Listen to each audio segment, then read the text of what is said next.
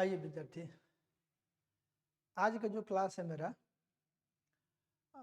Current revision का ये third lecture है, जिसमें हम लोग किरचॉफ्स लॉज के बारे में चर्चा करेंगे। ठीक है, ये हमारा जो है लेक्चर नंबर 3 है रिवीजन का। इसको आप लोग देख लो। रिवीजन टॉपिक में मेरा जो है ये तुम लोग का आपका जो है थर्ड लेक्चर है। इसमें हम लोग किरचॉफ लॉ का बात करेंगे। ये लॉ बहुत ही इंपॉर्टेंट है। ठीक है, इससे डायरेक्ट बोर्ड में भी सवाल आता है, कभी कभी तो 5 नंबर का सवाल आता है, नहीं तो 2 नंबर का सवाल आता है। और फिर इसका सर्किट के प्रॉब्लम को सॉल्व करने में इसका एप्लीकेशन बहुत ज़बरदस्त है। तो इस तरह से मिला जुला करके इसको पढ़ना सबसे ज़रूरी है। आप इसको देख लीजिए। करंट इलेक्ट्रिसिटी चैप्टर जो है मुझे उसका ये हार्ट है, तो इसलिए आप इसको ज़रूर सीख लीजिए। ठीक है, बिना सीखे काम चलने वाला नहीं है। ये देखिए, इसमें आप लोग को समय थोड़ा बचाने के लिए सब कंटेंट को लिख दिए हैं। आप यहाँ देखिए, हम लोग बात कर रहे हैं अभी किरचॉफ्स लॉज के बारे में। ठीक है, देखिए इसको पढ़ने का बहुत सारा ढंग आपको बना हुआ है। इसको लोग तरह तरह से पढ़ते हैं।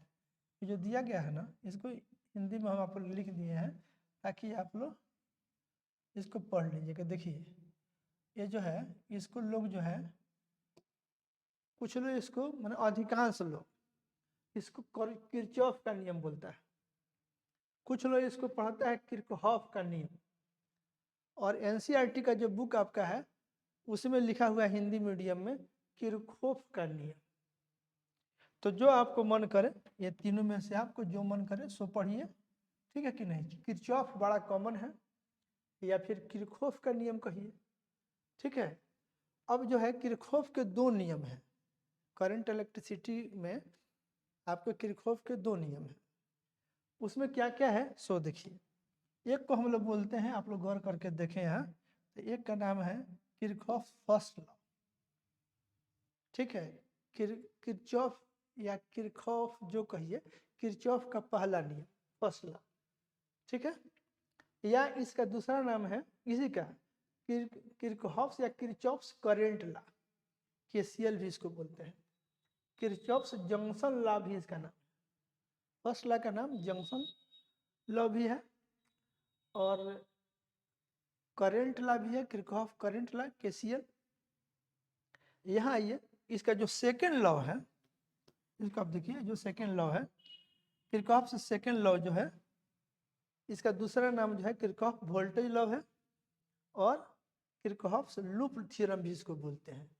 जो सेकेंड लॉ है उसका नाम लूप थ्योरम भी है, चाहे वोल्टेज लॉ है, केवीएल है, या सेकेंड लॉ जो कहिए। ये सब इसके डिफरेंट मैंने सेम चीज का, ये आपका ये फर्स्ट लॉ के बारे में है, ये आपका सेकेंड लॉ के बारे में, ये आप लोग जान लीजिए। अब हम लोग बात करते हैं किरचॉफ के फर्स्ट नियम पे। हम लोग बात करते हैं किरचॉफ फर्स्ट लॉ जो है, इस पर देखिए क्या है।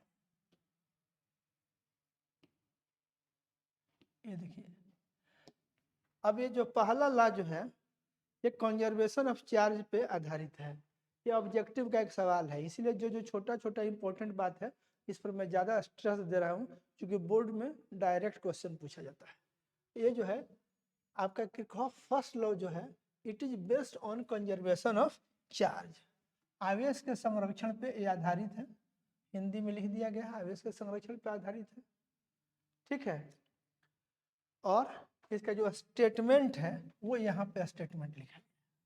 दिस इज स्टेटमेंट, कह रहा है the sum of electric currents reaching a junction is equal to sum of electric currents leaving that junction.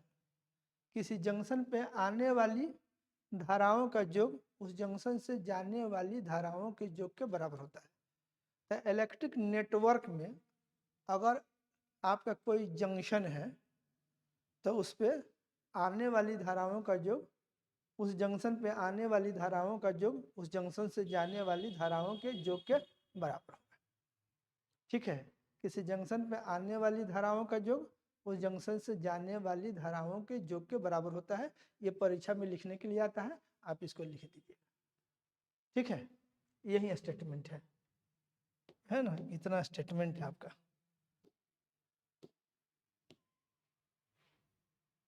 ऐसे the sum of electric currents reaching a junction is equal to sum of electric currents leaving that junction. इसका हिंदी में भी आसानी से आप translation कर सकते हैं।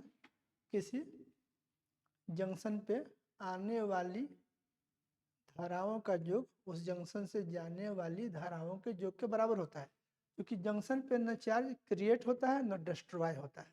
जितना चार्ज आता है पर सेकंड कहिए, उतना चार्ज जाता है पर सेकंड, न वहाँ पर क्रिएट होता है और न वहाँ पे जाकर के सिंक होता है। इसलिए जितना आएगा उतना जाएगा। ये आपका ए है। इसको समझने के लिए जो है आपको मान लीजिए हम आपको एक सर्किट बना दे रहे हैं यहाँ पे। ये आपका स्टेटमेंट हो गया। मान लीजिए एक अच्छा जंक्शन किसको कहेंगे, तो कम से कम 3 ब्रांच जहाँ पे मिलता हो उसको हम लोग जंक्शन कहेंगे। ठीक है, किसी नेटवर्क में इलेक्ट्रिक नेटवर्क का जंक्शन उसको बोलेंगे जहाँ पे मिनिमम 3 ब्रांच मिलते हो। इस तरह का मान लीजिए कि अगर ये ऐसे है, यहाँ पर एक मिला, इधर से एक ऐसे आके मिला यहाँ पे, और एक मान लीजिए इधर, मान लीजिए मिनिमम ये आपको 3 होने चाहिए, तब जा करके इसको आप जंक्शन बोलिएगा। ठीक है, कुछ ज़्यादा भी हो सकते हैं। ऐसे मान लीजिए ये कुछ ऐसे है, ये ऐसे है, ये कोई जंक्शन है। इधर से सपोज करिए कि या एक ऐसे भी हो सकता है। आप यहाँ देखिए, इधर एक सेल बना हुआ है, इधर से भी आ रहा है। इधर से मान लीजिए आने वाला है I1, इधर से आ रहा है आपका I2, इधर से एक जा रहा है I3, यहाँ इस जंक्शन पर पहुंच रहा है। और इस जंक्शन से मान लीजिए जाने वाला एक इधर है, इसको बोलिए आप I4, और एक इधर जा रहा है, इसको बोलिए I5, और एक इधर मान लीजिए जा रहा है जिसको आप बोल रहे हैं I6। तो ये क्या बोला, इस फर्स्ट क्लास से आने वाली धाराओं का योग। तो कौन कौन धारा आ रही है सो देख लीजिए। आने वाली में है आपका I1, उसके बाद कौन है I2, उसके बाद ये आपका I3। आप देख लीजिए जंक्शन की तरफ डायरेक्टेड है ये 3 ठो, और ये दिखाए हुए कि 3 ठो बाहर की तरफ जा रहे हैं। तो इतना इक्वल टू ये आने वाले हो गए। अब जाने वाले कौन कौन है,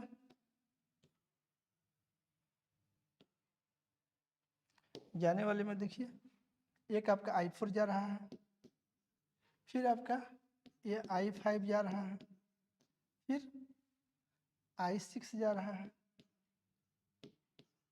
तो ये जाने वाली धाराओं का योग है, ये आने वाली धाराओं का योग है।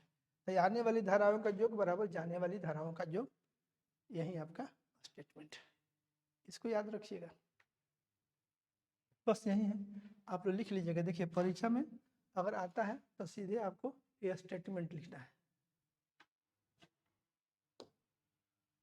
ठीक है, ये मान लीजिए हम आपको एक सर्किट बनाए हुए हैं, इसको हटा करके नया बना देते हैं। आप देखिए अभी 3 वाला बोले हैं, जैसे मान लीजिए ऐसे है,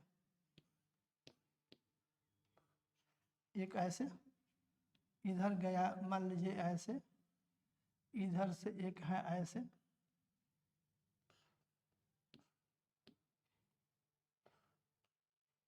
ऐसे, ये आपका है ऐसे, इस तरह से। तो देखिए आप इसको आप जंक्शन नहीं कह सकते हैं। इस तरह का कोई सर्किट है, इसमें इसको जंक्शन नहीं कह सकते, इसको जंक्शन कहिएगा, क्योंकि 3 ब्रांच मिल रहा है। इसको भी जंक्शन कहिएगा, ये 3 ब्रांच, मैंने यहाँ पर 3 ब्रांच मिल रहा है। तो देखिए सपोज करिए इधर से आ रहा है, ये जंक्शन ए है, इधर से आया I1, इधर गया आपका I2, इधर गया आपका ऐसे I3। तो आप क्या कहिएगा, आने वाले धाराओं का योग यहाँ I1, जाने वाले धाराओं का योग I2 प्लस I3। तो ये दोनों का योग इसके बराबर। वही जंक्शन रूल का यूज हम लोग किए हैं इस तरह के सर्किट में। ठीक है, इसको हटा दे रहे हैं इसको। अब आप लोग आ जाइए किरचॉफ के सेकेंड लॉ पे। ये सेकेंड लॉ है,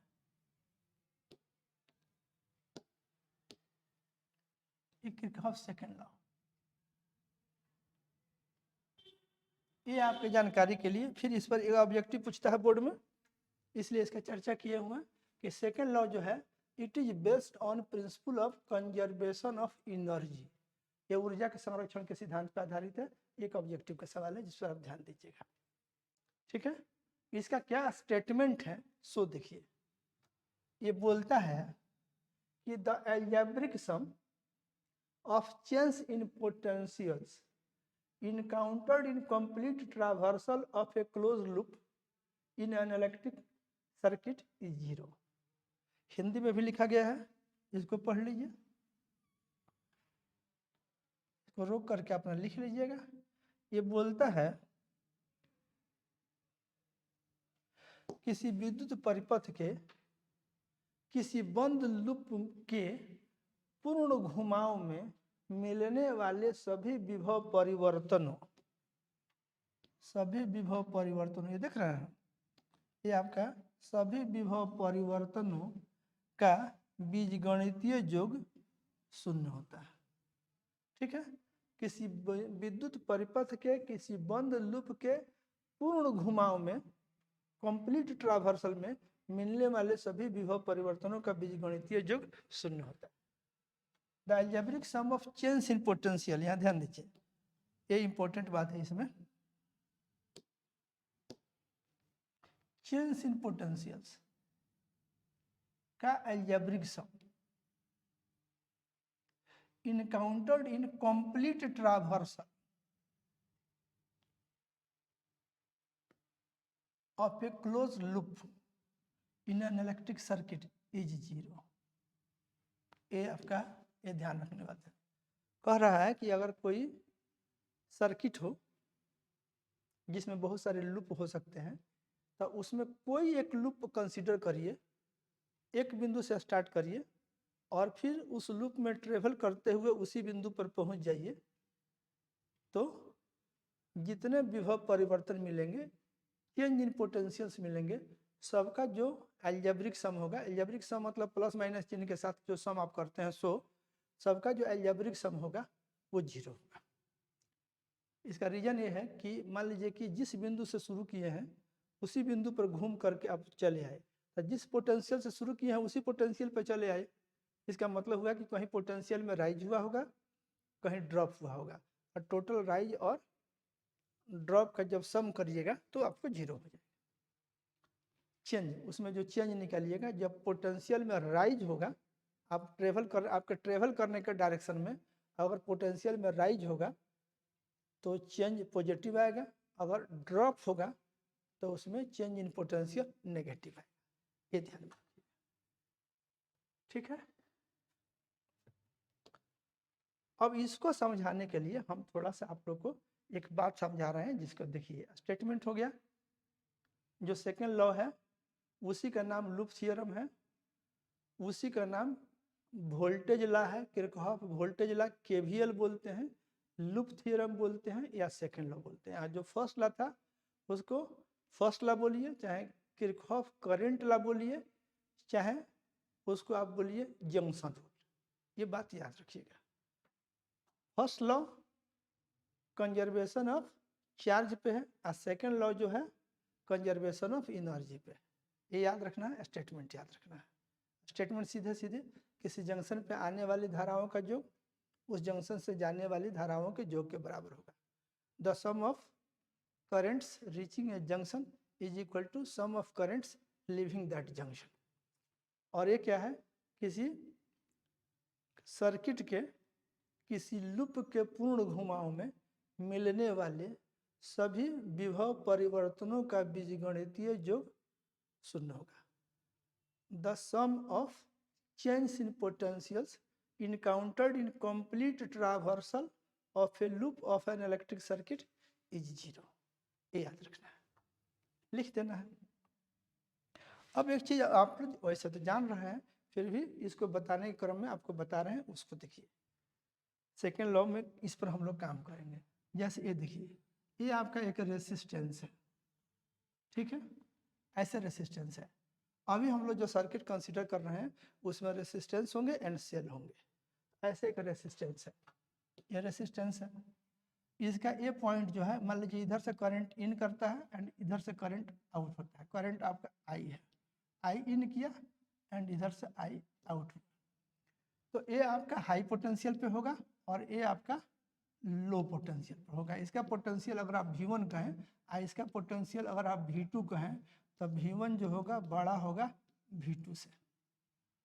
और जब आप इधर जाइएगा, और ये देखिए, ये जो रिलेशन है आप जान रहे हैं, V1 और माइनस V2 जो होता है ये बराबर होता है I इंटू आर, पॉजिटिव रहता है I इंटू आर के बराबर, ठीक है।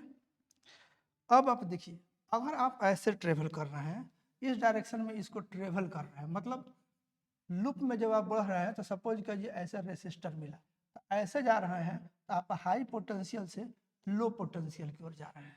तो जब हाई से लो की ओर जा रहे हैं, बाद वाला कम है और शुरू वाला ज़्यादा है, V2 कम है V1 ज़्यादा है, तो इधर जाइएगा तो डेल्टा V निकालिएगा, चेंज इन पोटेंशियल, ऐसे निकालिए delta V, change in potential. तब बाद वाला पोटेंशियल V2 में से शुरू वाले पोटेंशियल को घटाइए, तो देखिए ये आपका V2 तो लेस है और V1 ज़्यादा है।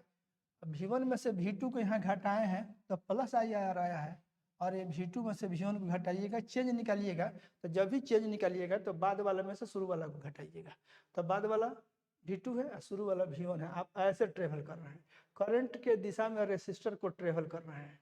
तो उस परिस्थिति में ये आपका चेंज जो होगा, V1 में से V2 घटाए थे तो प्लस आई आर, अगर V1 में से V2 घटाए, अब V2 में से अगर V1 को घटाइएगा तो ये आपका माइनस आई इंटू आर हो जाएगा। ये बात आपको सीखना है, ये बात आपको सीखना है, यही आपको दिमाग में रखना है। ये आपका माइनस आई इंटू आर होगा। अगर आप ऐसे ट्रेवल किए तब, करंट के दिशा में ट्रेवल किए तब, अगर करंट के उल्टा दिशा में ट्रेवल करते हैं आप, सर्किट में रहेगा वही बात, सेम बात रहेगा। लेकिन सपोज करिए ऐसे है आपका, इसको देखिए, ये आपका रेसिस्टर है, करंट ऐसे है, ठीक है, ऐसे जा रहा है, ये रेसिस्टेंस इसका आर है, और इस डायरेक्शन में आप जा रहे हैं, ऐसे करंट के उल्टा डायरेक्शन में आप इसको ट्रेवल कर रहे हैं, ऐसे ट्रेवल कर रहे हैं। तब आप इस बिंदु से इस बिंदु की तरफ जाइएगा, इसको अगर आप V2 बोल चुके हैं, इसको V1 बोल रहे हैं, तो ऐसे जाइएगा तब बाद वाला ये होगा और शुरू वाला ये होगा, तो इस बाद वाला में से शुरू वाला को घटाइएगा, ये देखिए ये हाई है और ये लो है, तो इस बार चेंज इन पोटेंशियल निकालिएगा। इधर से आप ट्रेवल कर रहे हैं ऐसे, तो इस बिंदु का पोटेंशियल आपका V1 और इस बिंदु का पोटेंशियल V2 है, तो V1 में से V2 को घटाए तब आपको आ जाएगा ये प्लस आई इंटू आर। तो याद रखना है कि अगर एक रेसिस्टर को करंट के डायरेक्शन में ट्रेवल करिएगा तो चेंज इन पोटेंशियल माइनस आई, और रेसिस्टर को करंट के उल्टा डायरेक्शन में ट्रेवल करिएगा तो चेंज इन पोटेंशियल प्लस आई। बस इतना याद रहना चाहिए, ज़्यादा नहीं। अब देखिए, अगर एक आपको सीट ऑफ EMF मिलता है, यहाँ पर आपका सेल है ऐसे, तो आप लोग को याद होगा कि उसके लिए हम लोग ऐसे सिंबल सेल को ऐसे दिखाते हैं विथ इंटरनल रेसिस्टेंस, ऐसे मान लीजिए ऐसे दिखाया, तो ये इसका ए बिंदु है और ये है ऐसे। देखिए ये उसका पॉजिटिव टर्मिनल है सेल का, ये नेगेटिव टर्मिनल है। अगर आप ऐसे जा रहे हैं इस तरह से, इस पर चर्चा हम एक बार और की है सेल का जब बात कर रहे थे तब, तो अगर ऐसे जाइएगा ये आपका EMF का डायरेक्शन कहलाता है, ठीक है, ये EMF का डायरेक्शन है। तो अगर आप ऐसे ट्रेवल करते हैं और करंट देखिए, इसमें करंट का डायरेक्शन ऐसे भी हो सकता है, ऐसे करंट का डायरेक्शन हो एक केस में, और मान लीजिए आप ऐसे ट्रेवल किए, तो ये रेसिस्टेंस की बात करिएगा तब तो उसमें करंट का डायरेक्शन मतलब रखता है। लेकिन अगर आप इस सीट ऑफ EMF को ट्रेवल करते हैं, ऐसे सीट ऑफ EMF को ट्रेवल करते हैं EMF के डायरेक्शन में, ऐसे ट्रेवल कर रहे हैं, सीट ऑफ EMF को EMF के डायरेक्शन में ट्रेवल कर रहे हैं, तो आप लिखिएगा डेल्टा V लिखिएगा, चेंज इन पोटेंशियल तो ये प्लस एक्स होगा। अगर सीट ऑफ ईएमएफ के उल्टा डायरेक्शन में ट्रेवल कर रहे हैं, ऐसे ट्रेवल कर रहे हैं, इस ढंग से ट्रेवल कर रहे हैं, तब चेंज इन पोटेंशियल जाइएगा, ऐसे लिखिएगा, तो हाई से लो की तरफ जाइएगा, तो ऐसे जाइएगा, तो आपका चेंज इन पोटेंशियल जो होगा माइनस एक्स होगा। करंट का डायरेक्शन इसमें मैटर नहीं करता है। करंट अगर ऐसे जा रहा है तो भी इसके लिए केवल बात कर रहे हैं। इस रेसिस्टर के लिए देखिए इंटरनल रेसिस्टेंस के लिए वैसा ही होगा जैसा किसी अन्य रेसिस्टेंस के लिए चेंज इन पोटेंशियल निकालते हैं। इसमें अगर करंट ऐसे है तो जो जाइएगा करंट के दिशा में, तो चेंज इन पोटेंशियल माइनस है यार। अगर करंट ऐसे होता तब आप जाते, करंट के उल्टा दिशा में जाते, तो चेंज इन पोटेंशियल प्लस आई। अगर सीट ऑफ ईएमएफ की बात आती है तो उसमें करंट का डायरेक्शन नहीं देखना है, ईएमएफ का डायरेक्शन देखना है। ईएमएफ का डायरेक्शन माइनस से प्लस की तरफ रहता है, तो इधर की ओर जाइएगा तो प्लस एक्स जाइए, इसके उल्टा दिशा में जाइएगा तो माइनस एक्स जाइए। इतना बात याद रखिए। आई होप ये बात हो गया।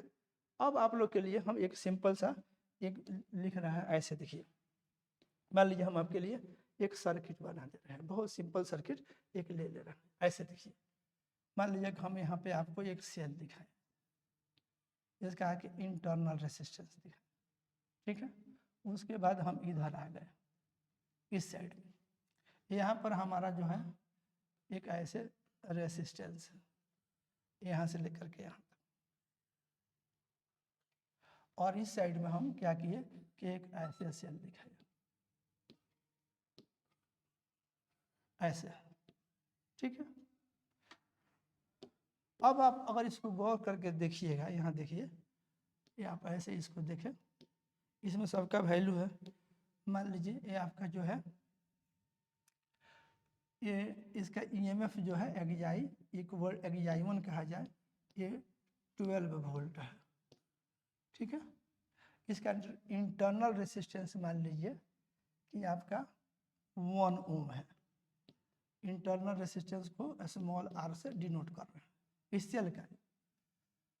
और यहाँ पे हम क्या कर दे रहे हैं कि मान लीजिए यहाँ से लेकर के, और ये जो मेन रेसिस्टर यहाँ जो दिख रहा है, ये आपका जो है, इसमें सुटेबल वैल्यू फिट कर देते हैं। मान लीजिए ये 5 ओम है, ये 5 ओम है। और यहाँ देखिए ये मान लीजिए आपका एक्साई2 है, ठीक है। और ये हम मान लेते हैं कि ये 10 वोल्ट है, मान लीजिए 10 वोल्ट है। और इसका इंटरनल रेसिस्टेंस जो है R2 है, और ये भी 1 ओम दिस वे, ठीक है।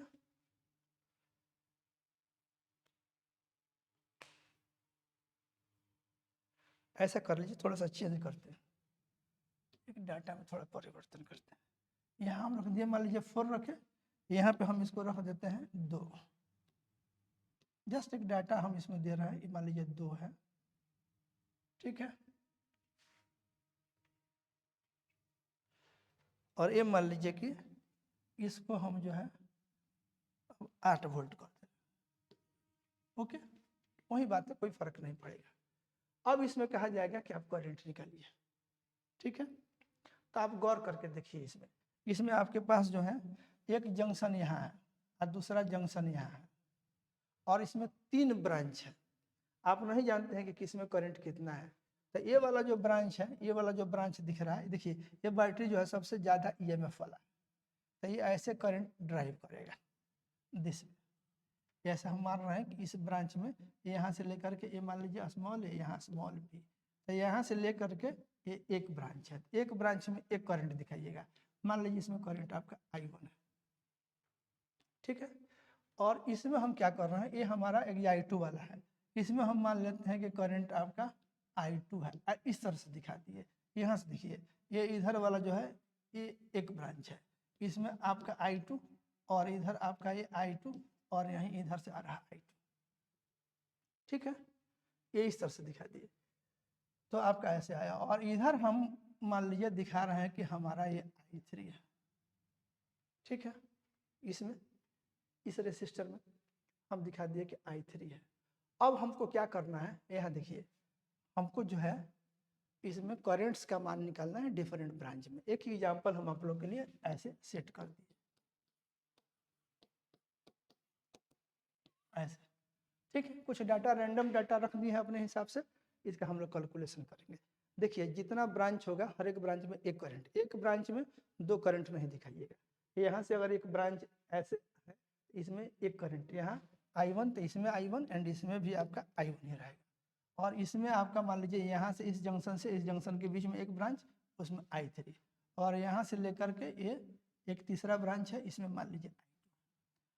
अब आप देखिए इसमें आप जो ये दो ठो जो जंक्शन है, जितना जंक्शन रहता है उससे एक कम इक्वेशन। अब आपके पास यहाँ तीन अननोन है, आप इसको देखें तो तीन ब्रांच में तीन करंट आप दिखाए, आपके पास तीन अननोन है, एक I1, दूसरा I2 और तीसरा I3, तीन अननोन है।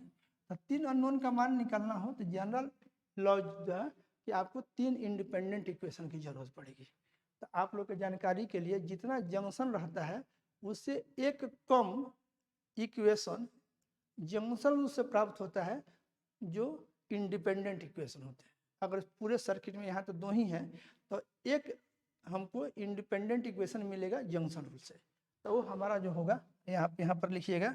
अब देखिए इसमें आने वाले जंक्शन रूल लगा दीजिए, तो जंक्शन रूल लगाइएगा। देखिए इसमें क्या है, आने वाली धाराएं I1 अब प्लस I2 है, ये आने वाली धाराएं हैं।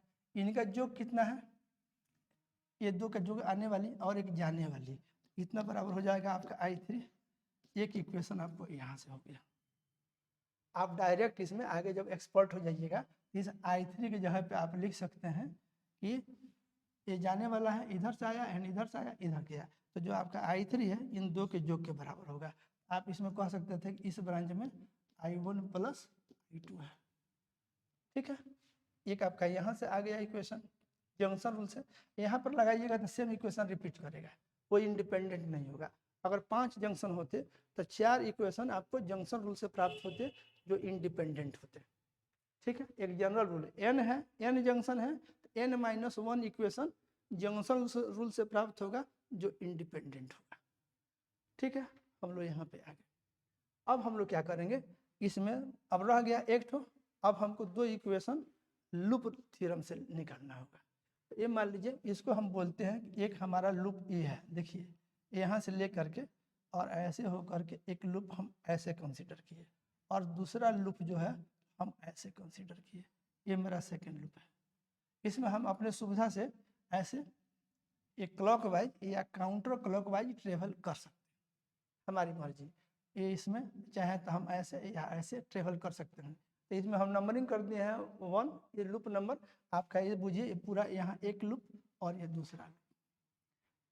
और देखिए इसमें ध्यान रखिएगा कि लूप का जब सिलेक्शन कर रहे हैं तो जितना आपको बचा हुआ इक्वेशन है, जैसे मान लीजिए आपको 3 इक्वेशन की जरूरत है, एक आप लिख लिए, 2 और आपको लिखना है, 2 ही इंडिपेंडेंट इक्वेशन आपको लूप थ्योरम से प्राप्त होंगे इसमें, ठीक है। तो एक आप मान लीजिए, और देखिए मान लीजिए जैसे आप इसको सेलेक्ट किए, फिर आप इसको ऐसे सेलेक्ट किए, 2 सेलेक्ट किए। आप चाहते थे इसको एक बड़ा वाला को आप ऐसे सेलेक्ट कर सकते थे, लेकिन उसे इंडिपेंडेंट इक्वेशन नहीं मिलेगा। 2 लूप लीजिए अपना काम भर का, 2 इक्वेशन लिख लीजिए, उसके बाद तीसरा लूप में ट्राई नहीं करिए, इसलिए क्योंकि वहाँ से जो इक्वेशन प्राप्त होगा वो इंडिपेंडेंट इक्वेशन नहीं होगा, ठीक है। तो हम लोग इस लूप में ट्राई करने चल रहे हैं, एक लूप एंड हमारा ये दूसरा लूप, 2 लूप लिए हैं। देखिए इसमें कुछ ऐसा होना चाहिए जो पहले वाला में था जो दूसरा वाला में नहीं हो, और दूसरा वाला में कुछ नया आ जाए। जैसे अगर इसको कंसीडर करिएगा तो इसमें ये सब थे और ये था, जब इसको कंसीडर किए तो ये वाला सब छूट गया जो पहले वाला में था, और इसमें क्या हो गया कि इसमें ये वाला तो पहले वाला रह गया लेकिन ये वाला नया आ गया।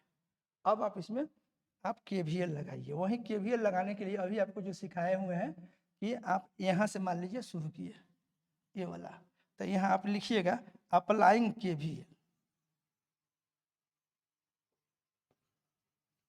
अप्लाइंग KVL इन लूप 1, आप लूप 1 में लिखिए, ठीक है। तो 1 से ऑलरेडी I1 प्लस I2 का मान I3 के बराबर है, I3 की जगह पे आप डायरेक्ट I1 प्लस I2 लिख लीजिएगा। यहाँ से अगर हम शुरू करते हैं और इसको हम ऐसे ट्रेवल करते हैं तो देखिए इसमें करंट तो हमारा ऐसे जा रहा है जो कि I1 दिखाए हुए हैं, इसमें दिखाइएगा तो क्या लिखाइएगा, माइनस ये I1 मल्टीप्लाइड बाई आपका ये 2 IR। इसमें जाइएगा तो लिखिएगा प्लस ये 12 वोल्टेज का राइज है। देखिए इसमें गए हैं करंट ऐसे है, ये वाला हाई और ये वाला आपका लो होगा, ऐसे करंट के दिशा में इस रेसिस्टर को ट्रेवल किए तो माइनस IR। इसमें गए तो EMF की दिशा में गए तो प्लस 12। फिर इधर से आए इसमें जा रहा है, तो इसमें जा रहे हैं तो आप क्या लिखिएगा, इसको सॉल्व करिए तो आप फिर करंट के डायरेक्शन में जा रहे हैं तो आप इसमें लिखिएगा माइनस, और ये कितना करंट है I1 प्लस I2 अब मल्टीप्लाइड बाई ये आपका 4 हो इतना। तो आप यहाँ आ गए, आप फिर यहाँ से ट्रेवल करते हुए आप जहाँ शुरू किए थे वहाँ आ गए, तो इतना बराबर आपका 0 हो जाएगा। इसको आप सॉल्व कर लीजिए। देखिए हम I3 नहीं लिख करके, अगर I3 लेकर के एक बार लिखते तो फिर उसमें हम I3 की जगह पे I1 प्लस I2 लिखते, तो वो हम डायरेक्ट I3 की जगह पे I1 प्लस I2 लिख दिए हैं, और यहाँ हमारा इक्वेशन आया हुआ है कि I1 प्लस I2 बराबर I3। इस इक्वेशन का हम यहाँ यूज कर लिए हैं, डायरेक्ट I3 की जगह पे उतना लिख लिए हैं। ठीक है, अब यहाँ से देखिए तो क्या हो जाएगा, यहाँ से आपका आ रहा है ये -2I1 और यहाँ से आएगा ये 4I1, तो हो जा रहा है -6I1, और यहाँ से आप हल करिएगा तो ये आ जा रहा है -4I2, और इस ये 12 है इधर भेजिए तो ये -12। इसको चेक कर लीजिए, यहाँ से -2I1 यहाँ से -4I1 तो -6I1। ठीक है, और ये कितना हो जाएगा -4I2, और ये इधर चला गया, ये माइनस सब हटा दीजिए, आपका कितना हो जाएगा, ये आपका सब प्लस प्लस कर लीजिए यहाँ इसके बाद, और इसमें से आप 2 कॉमन भी कर सकते हैं, -2 हटा दीजिए, तो -2 अगर हटाइएगा तो यहाँ कर कितना बच जाएगा 3I1, यहाँ बच जाएगा 2I2, और इस साइड में आपका -2 अगर इधर भी ले लेते हैं तो ये बच जाएगा आपका 6। आप यहाँ से क्या लिख सकते हैं, ये 3I1 plus 2I2 equal to 6, ये क्वेश्चन नंबर 2 हो गया। फिर अब आप आइए इस लूप में, इस लूप में आइए, अगर इस लूप में आप फिर आप लगाना शुरू कीजिए KVL।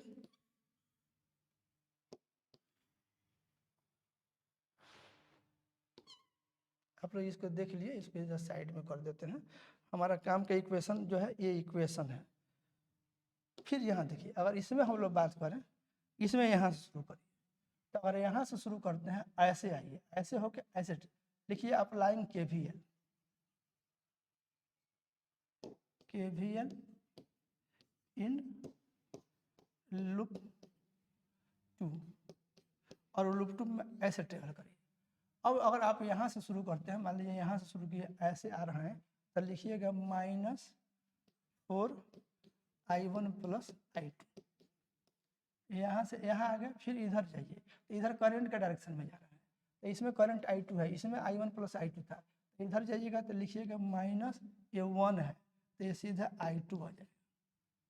फिर आप ऐसे जा रहे हैं तो प्लस आपका ये 8 इसके दिशा में गए हैं, और फिर आप यहाँ आए तो इतना बराबर आपका 0 हो जाएगा। अब आप यहाँ से हल करिएगा, ये देखिए ये -4I1,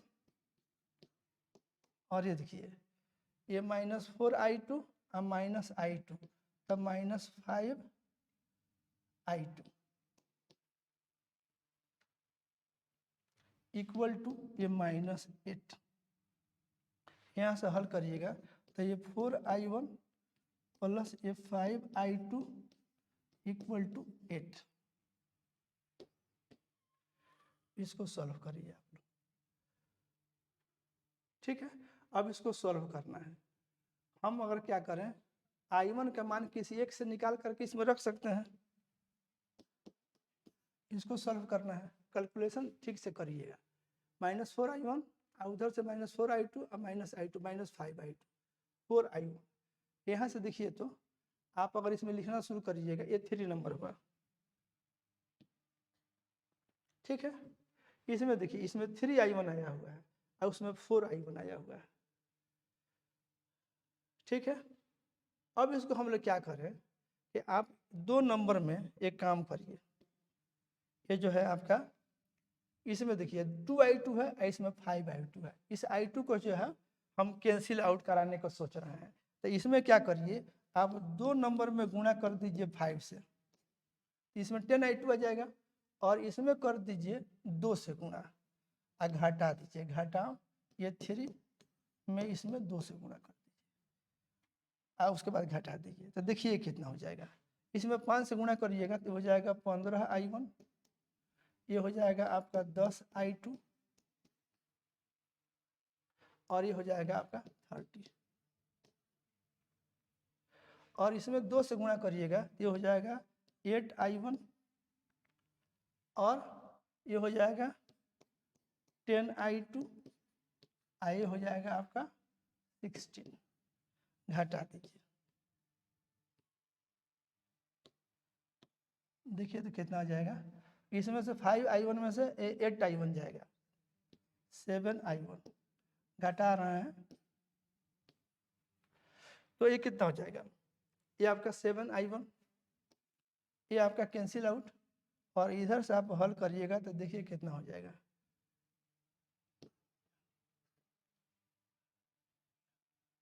14 हो गया। यहाँ से i1 आप निकालिएगा, आपका 2 एम्पियर हो जाएगा, i1 निकल गया 2 एम्पियर। ठीक है, एक आंसर तो आपका i1 का निकल गया। फिर आप i2 की बात करिए, तो आप क्या करिए, किसी एक में रख लीजिए, नाउ फ्रॉम 2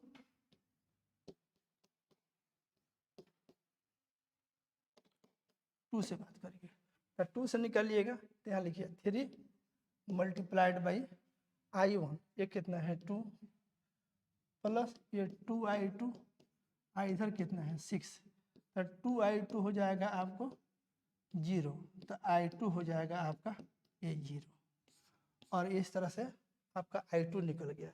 नाउ i3 निकालिएगा, तो i3 आपको कितना मालूम है, तो i3 जो है आपका i1 प्लस i2 है, तो i1 कितना है, ये आपका 2 है, i2 आपका 0 है, सॉल्व कर दीजिएगा तो क्या हो जाएगा 2, तो आपका i3 जो होगा, this i3 is equal to 2, i3 2 हो जाएगा। आई होप आप बात को समझ गए। तो इस ढंग से i3 भी 2, i1 भी 2, और आपका i2 आ गया 0। तो इसमें आप आ जाइए, आप गौर करके देखिए, ये देखिए, ये आपका इधर से जो ये करंट गया है ये कितना हो गया 2, और इधर कितना चला गया ये 2, तो जो ऐसे आया सो ऐसे गया, और इस ब्रांच का जो करंट जो i2 है 0 है, इस ब्रांच में करंट नहीं बहेगा। और ध्यान दीजिए, इस बिंदु और इस बिंदु के बीच में अगर आप पोटेंशियल डिफरेंस निकालिएगा, ये आपका 4 है, और ये इसमें करंट आया है 2, ये हो जाएगा आपका 8 वोल्ट यहाँ हो जाएगा potential difference VA minus VB, और ये जो बैटरी जो दिख रहा है ये भी आपका 8 वोल्ट का है। तो आगे चल करके देखिएगा कि ये जो एग्जाम्पल जो है आपका सेट कर जाएगा पोटेंशियोमीटर वाला में, ये 8 वोल्ट जो है ये ज़्यादा वोल्ट का बैटरी है इससे, और यहाँ जो पोटेंशियल डिफरेंस है जस्ट इसके EMF के बराबर है, तो ये जो है इसके EMF को बैलेंस कर देता है, इसमें करंट 0 हो जाता है। वैसे ये बात की बात है। तो आप देख लिए किरचॉफ के दोनों नियम को बता दिए और उसका यूज बता दिए। ये देखिए यहाँ पर जंक्शन रूल का इस्तेमाल हो गया, और इसमें हम लोग 2 बार लूप थ्योरम का इस्तेमाल कर दिए। आई होप आप लोग बात को समझ गए। उसके बाद देखिए एक चीज़ हम इसमें कंटिन्यू कर देना है आप लोग के लिए, बहुत काम का इक्वेशन है। एक आता है बोर्ड एग्जाम में कि किरचॉफ के दोनों नियमों को लिखिए, तो दोनों नियम लिख दीजिएगा। और उसके बाद आता है कि व्हीटस्टोन ब्रिज के बैलेंसिंग का कंडीशन निकालिए। ये बड़ा हिट सवाल है, तो हम आपको व्हीटस्टोन ब्रिज के बैलेंसिंग का कंडीशन निकाल दे रहे हैं। इसमें हम लोग बोल देते हैं, हम लोग बात कर रहे हैं ये व्हीटस्टोन ब्रिज,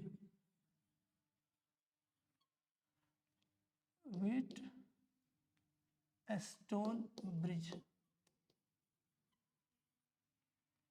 तो देखिए हम आपको जो सेकंड वीडियो जो बनाए थे उसमें व्हीटस्टोन ब्रिज का हम चर्चा किए हुए हैं, रिजल्ट को लिख दिए हैं, जस्ट रिजल्ट को लिखे हैं, उसका डेरिवेशन नहीं किया है या उसके बैलेंसिंग का कंडीशन निकाले नहीं है। लेकिन चूंकि एक किरचॉफ के जो नियम पूछता है, 5 नंबर का जो लॉन्ग आंसर सवाल पूछता है, उसमें दोनों नियम को लिखना रहता है और इसके बैलेंसिंग के कंडीशन को डिराइव करना रहता है। तो उधर तो रिजल्ट एक बार बता दिए हैं लेक्चर 2 में, इसमें उसको हम डिराइव कर दे रहे हैं। थोड़ा सा मेहनत का जरूरत है, 5-7 मिनट में हम लोग इसको डिराइव कर सकते हैं। तो देखिए उसमें क्या रहता है, इसके कंडीशन फॉर, इसमें हम लोग बात करेंगे ऐसे कंडीशन फॉर ए, हम लोग को निकालना क्या है, इसका पर्पस क्या है कि condition for a balanced with stone bridge, यही हम लोग को निकालना है इसमें। Condition for a balance with stone bridge, ये हम लोग का इसका डेरिवेशन करना है। ओके, आते हैं। ये देखो, आप लोग जानते हो कि इसमें 5 रेसिस्टर होते हैं ऐसे, एक ऐसे, एक ऐसे, यहाँ एक ऐसे, इसमें एक ऐसे और एक बीच में होता है ऐसे, इस ढंग से। ये R1 है, ये R2 है, इधर ये R3 है, इधर ये R4 है और ये 5वां R5 ऐसे दिसे। यहाँ से एक ऐसे टर्मिनल निकलता है और एक इधर टर्मिनल निकलता है। इसका नाम A है, इसका नाम B है और इस बिंदु को हम लोग बोल रहे हैं कि C है और इसको हम बोल रहे हैं कि हमारा D है। ध्यान दीजिए इसमें। अब इसमें हम लोग एज्यूम करेंगे क्या ऐसे कि हम A एंड B के बीच में एक बैटरी जोड़ दे रहे हैं V वोल्ट का, ऐसे ला करके, और हम मान रहे हैं कि इधर से जो है इसमें करंट जाएगा I, ऐसे करंट गया यहाँ तक I और यहाँ से 2 भाग में बंट गया। ये जंक्शन है, तो इधर आया करंट और ये 2 भाग में बंट गया, इधर गया आपका I1 और इधर गया आपका ये I2। तीसरे इस जंक्शन पर पहुंचा आपका ये I1। अब इस I1 में से इधर मान लीजिए इस जंक्शन में से चला गया I5, I5 मतलब R5 में जा रहा है। और इधर देखिए इसमें हम क्या कर दे रहे हैं कि डायरेक्ट यहाँ जंक्शन लगा दे रहे हैं, सब में अलग अलग नहीं दिखा रहे हैं। जल्दी से काम करने के लिए हम ये R1 में I1 दिखा दिए, R2 में I2 दिखाई दिए और यहाँ तक आए इस जंक्शन पे, और ये I5 में हम R5 दिखा दिए, R5 में I5 दिखा दिए और यहाँ पर डायरेक्ट जंक्शन लगा दे रहे हैं। क्योंकि आने वाले का जो जाने वाले के बराबर होगा, तो उस हिसाब से अगर इसमें अगर थोड़ा देर के लिए अगर आप I3 कहते तो क्या कहते हैं, यहाँ पे आने वाला कौन कौन है, ये I1, आज जाने वाला कौन है, ये I3 आप प्लस I5। तो यहाँ से आप I3 निकालते तो कितना आ जाएगा, ये I1 माइनस I5। आप क्या करिए कि लूप लगाने के पहले ये जो I3 है, इसको I3 के बदले में जो यहाँ I3 है इसमें डायरेक्ट इसमें डायरेक्ट ये I3 के बदले में हम दिखा दे रहे हैं ये I1 माइनस I5। ऐसे सोचिए कि यहाँ से आया I1, इधर चला गया I5, तो बचा होगा I1 माइनस I5 जो इधर जा रहा है, ये I3 है, ये I3 ही आपका I1 माइनस I5 है। हम डायरेक्ट इसको लूप थ्योरम में यूज कर लेंगे, हमारा काम थोड़ा सिंप्लीफाइड हो जाएगा। यहाँ पे आगे और इधर से देखिए, इधर से I5 होकर के आएगा ऐसे और इधर से आएगा आपका I2। तो इसमें मेरा जा रहा है, इसको हम मान ले रहे हैं यहाँ भी, अगर ये I4 दिखाते तो हमारा ये I2 प्लस I5 के जो के बराबर होता, इसमें डायरेक्ट हम दिखा दे रहे हैं कि आया I2 प्लस I5 ऐसे, और इधर से गया है तो ये हाई वोल्ट पे होगा और ये लो वोल्ट पे होगा, ये भी आप मार्क कर लीजिएगा तो ज़्यादा सुविधा आपको रहेगी। इधर से इन किया तो ये हाई होगा, ये इसका लो होगा, ऐसे गया तो यहाँ ये इसका ये लो और इसका ये हाई प्लस, इसके लिए ए हाई प्लस और ये आपका माइनस। यहाँ पर इन किया तो इसका ये छोर पॉजिटिव, ये छोर आपका नेगेटिव होगा। जहाँ से करंट इन करता है वो हाई पोटेंशियल पे, जहाँ से आउट होता है वो लो पोटेंशियल। इसको हम बोल रहे हैं क्या, ये इस तरह से हम करंट डिस्ट्रीब्यूट करती है। जंक्शन रूल हम अप्लाई कर लिए हैं। यहाँ पर मान लीजिए अब हम क्या करेंगे, ये हमारा लूप नंबर 1 है जिसमें हम ऐसे ट्रेवल कर रहे हैं, और ये लूप नंबर 2 है जिसमें हम ऐसे ट्रेवल करेंगे। अब इसमें हम क्या करेंगे, ये देखिए इसको लिखे थे वहाँ पे, इसको यूज कर चुके हैं। अब हम लोग क्या करेंगे कि इसमें हम अप्लाई कर रहे हैं जंक्शन रूल। आप यहाँ देखिए, इसको थोड़ा ऊपर कर रहे हैं, यहाँ लिखते हैं, सॉरी KVL लगाने जा रहे हैं, चाहे लूप थ्योरम लगाने जा रहे हैं। Now applying KVL, applying KVL in loop 1। ये लूप 1 है और इसमें हम ऐसे ट्रेवल कर रहे हैं क्लॉकवाइज। तो चलिए यहाँ से शुरू करिए, तो यहाँ से ट्रेवल करना शुरू करिए। तो देखिए इसमें आप ऐसे जा रहे हैं तो आपका चेंज इन पोटेंशियल नेगेटिव होगा, -I1 R1। करंट की दिशा में रेसिस्टर को ट्रेवल किए हैं, चेंज इन नेगेटिव। फिर आप यहाँ से आइए, ऐसे जा रहे हैं, इसमें आप फिर करंट की दिशा में जा रहे हैं तो चेंज इन नेगेटिव, ये I5 गुणा R5। आप यहाँ आ गए, इधर से जाइए, करंट के उल्टा दिशा में जा रहे हैं तो लिखिएगा +I2 मल्टीप्लाइड बाई R2। और फिर आप यहाँ पे चले आए तो टोटल जो 0। इसको आप बोलिए कि आपका ये इक्वेशन नंबर 1 है, ठीक है। अब आप इस सेकेंड लूप में आइए, now applying KVL in loop second.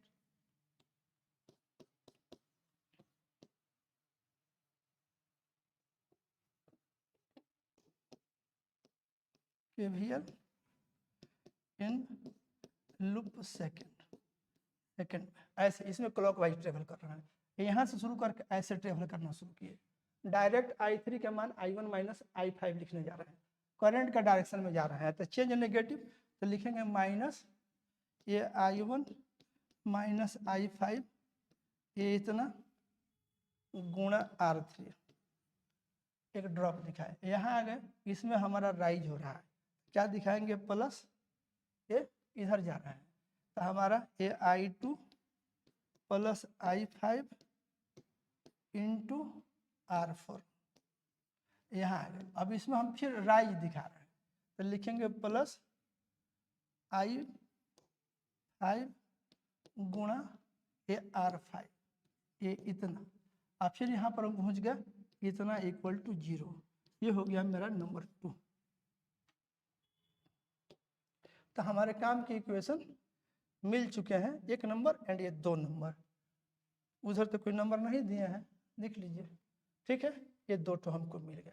अब इसमें इंटरेस्टिंग बात देखिए, अगर C पॉइंट का पोटेंशियल और D पॉइंट का पोटेंशियल बराबर हो जाए तो इसमें करंट का मान 0 हो जाएगा। आप जान रहे हैं कि अगर आप लिखिएगा, यहाँ देखिए, अगर आप इसमें लिखना शुरू करें VC घटाओ VD लिखिएगा, ये देखिए अगर आप लिखते हैं VC माइनस VD तो ये कितना लिखिएगा, ये I5 इंटू R5 होगा।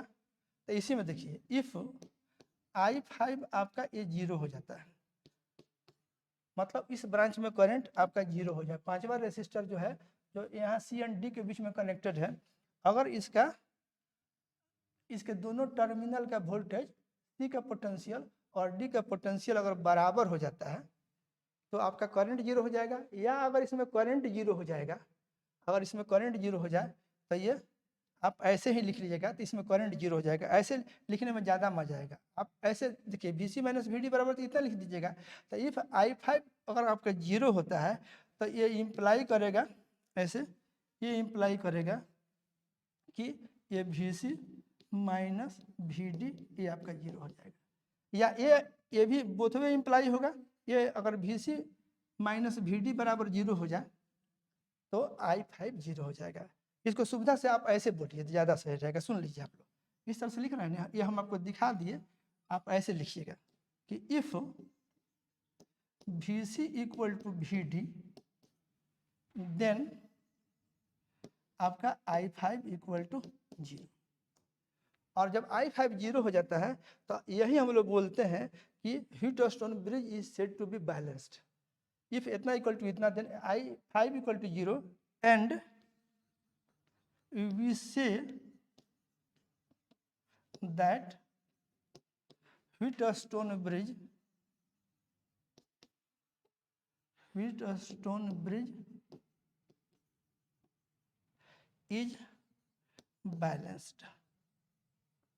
व्हीटस्टोन ब्रिज इज बैलेंस, ऐसा हम लोग बोलते हैं।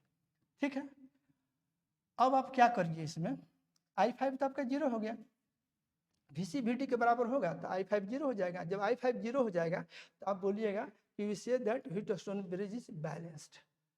अब इसी में देखिए, ठीक है, बैलेंस हो गया। अब I5 का मान 0 रख दीजिए। यहाँ देखिए, now putting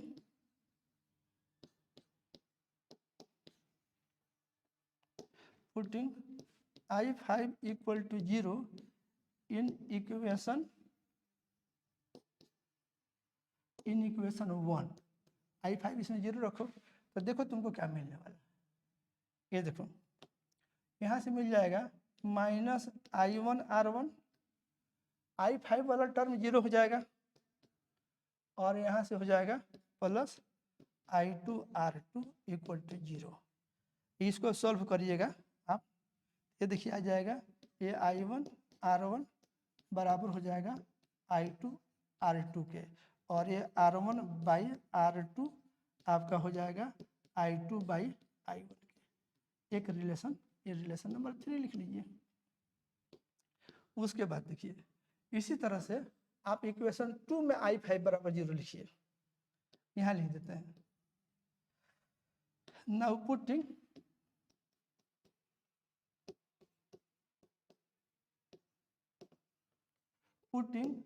I5 equal to 0 in equation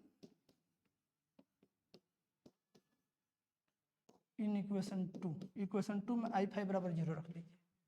चलिए इसमें रखिएगा, ये देखिए कितना हो जाएगा, -I1, I5 वाला टर्म 0 हो जाएगा तो इसमें गुणा हो जाएगा R3 से, और इसमें देखिए, इसी में लिख दीजिएगा, तो I5 वाला टर्म 0 करिएगा तो यह आ जाएगा I2R4, और इसमें I5 0 करिएगा ये वाला टर्म 0 हो जाएगा और टोटल 0 हो जाएगा।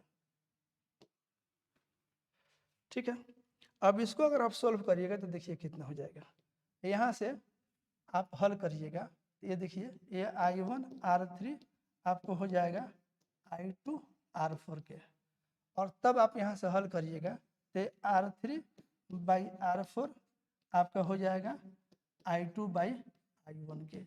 इसको बोलिए 4 नंबर। और देखिए 3 और 4 से देखिए तो दोनों का राइट हैंड साइड बराबर हो गया है। तो नाउ फ्रॉम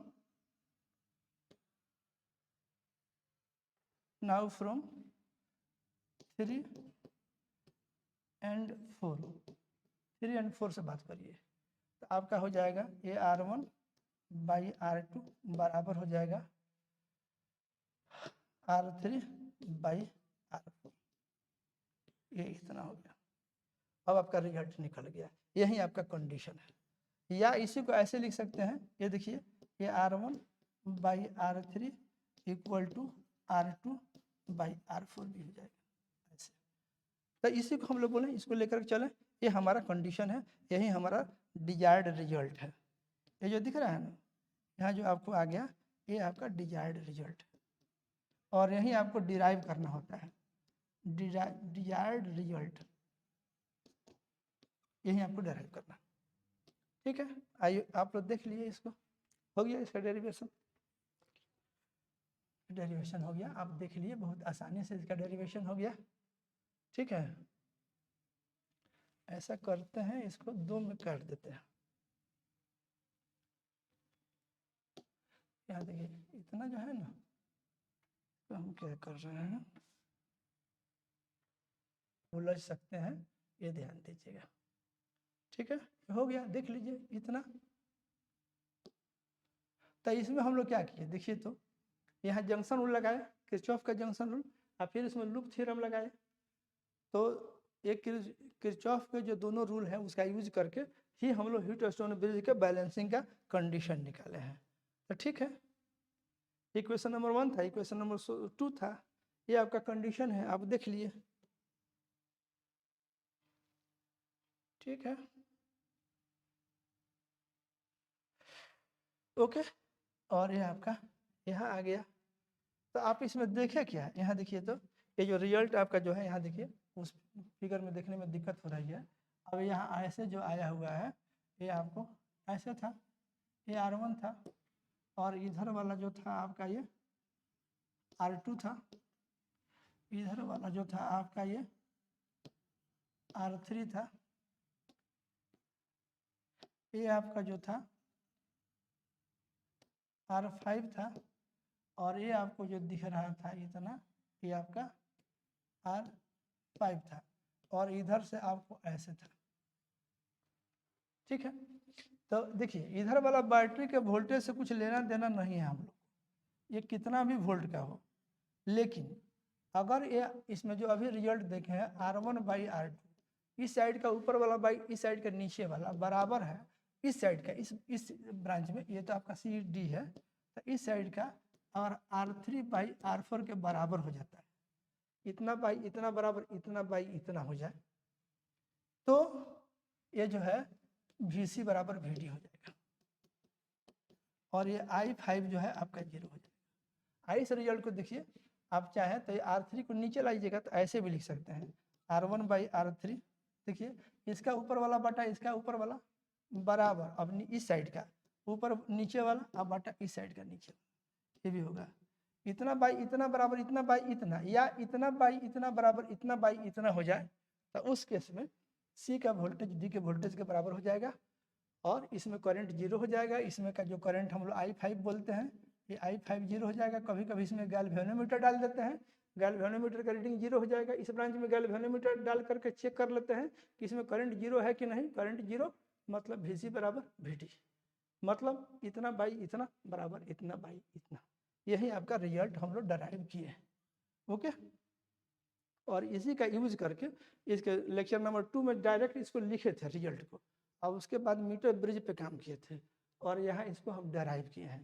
तो हमारा एक अगर आ जाता है परीक्षा में 5 नंबर का सवाल, तो ये कंप्लीट इसमें रहता है कि किरचॉफ के दोनों नियमों को लिखिए और उसका यूज करके हीट स्टोन ब्रिज के बैलेंसिंग का कंडीशन निकालिए। तो बीच में जो एक एग्जाम्पल दिए थे किरचॉफ रूल यूज करने के लिए, उसको छोड़ दीजिएगा, डायरेक्ट दोनों रूल को लिख करके और आप हीट स्टोन ब्रिज वाले सर्किट में आ जाइएगा और अपना सोल्व करके ये कंडीशन जो है आप डिराइव कर लीजिएगा। तो रहने दे रहे हैं, ये बोर्ड के दृष्टिकोण से बहुत ही इंपॉर्टेंट सवाल है। कोई भी स्टूडेंट अगर बोर्ड एग्जामिनेशन देने जाता है तो उसको इस सवाल को तैयार करके जाना चाहिए, परीक्षा में पूछे या नहीं पूछे, इतना इम्पोर्टेंट है ये। ओके, रहने दे रहे हैं। थैंक यू वेरी मच यहाँ तक देखने के लिए। ये आप ही लोग के लिए है, अगर आप देख रहे हैं तो बड़ी खुशी की बात है, परीक्षा में आ जाएगा तो आप लोग हमको भी धन्यवाद दीजिएगा कि सर हम लोग को इसका प्रैक्टिस करा दिए। ठीक है, ओके, इसको स्टूडेंट्स के बीच में आप ज़रूर शेयर करिएगा और लाइक सब्सक्राइब तो करिए ही चैनल को। Okay, thank you very much. और देखिए एक स्टूडेंट एक दिन पूछे कि सर कोर्स ख़त्म हो जाएगा, तो 1 साल का कोर्स है, 1 महीना के लिए हम काम कर रहे हैं रिवीजन का, तो उसमें कोर्स की बात नहीं उठ रही है। इसमें कुछ इम्पोर्टेंट सेक्शन है जिससे परीक्षा में सवाल पूछे जाते हैं, हम उनको डिस्कस कर रहे हैं। कोर्स पूरा करने की बात नहीं हो रही है। कोर्स पूरा करने के लिए बाज़ाब्ते 1 साल का कोर्स है, रेगुलर क्लास में एडमिशन लेके जो पढ़ेगा या ऑनलाइन ही कोर्स लेके पढ़ेगा पूरा 1 साल, तब वो उम्मीद करे कि उसका कोर्स ख़त्म होगा। यहाँ तो हम आप लोग को रिवाइज करा रहे हैं, इंपॉर्टेंट टॉपिक पे फोकस कर रहे हैं जो बोर्ड के दृष्टिकोण से है। नहीं तो इसकी पढ़ाई तो और मान लीजिए स्लो, और आप लोग को आपकी ज़रूरत के हिसाब से एक एक आइटम के बताते हुए ही हो सकती है, लेकिन ये आपका जस्ट एक रिवीजन है। जितना हो पाएगा उतना हम कर देंगे। ऐसा ना बुझिएगा कि हम पूरा कोर्स आपका पढ़ाएंगे 12th वाला। ठीक है, उस तरह की उम्मीद नहीं रखिएगा, ये मेरा डिस्क्लेमर है, ठीक है कि नहीं। और आप यहाँ जो है इसको देखिए। Thank you very much.